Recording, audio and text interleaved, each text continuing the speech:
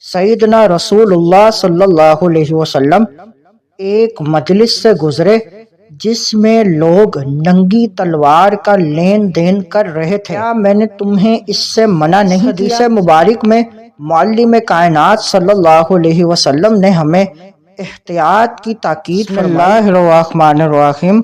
آج کا ہمارا ٹاپک ہتھیاروں کے بارے میں احتیاط کا حکم۔ حضرت جابر بن عبداللہ رضی اللہ تعالی عنہما نے بیان کیا، سیدنا رسول اللہ صلی اللہ علیہ وسلم ایک مجلس سے گزرے جس میں لوگ ننگی تلوار کا لین دین کر رہے تھے۔ آپ صلی اللہ علیہ وسلم نے فرمایا، کیا میں نے تمہیں اس سے منع نہیں کیا؟ جب تم میں سے کوئی تلوار اٹھائے تو اسے میان یا نیام میں رکھ کر اپنے مسلمان بھائی کو دے۔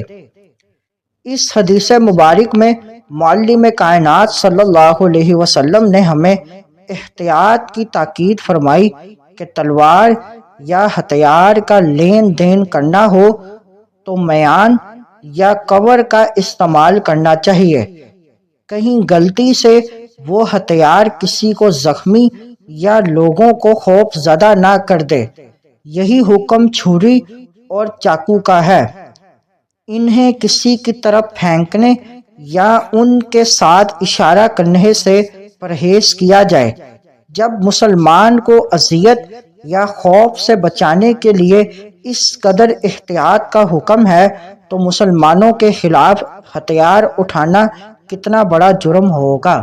مزید معلومات کے لیے ہمارے چینل کو لائک اینڈ سبسکرائب کریں۔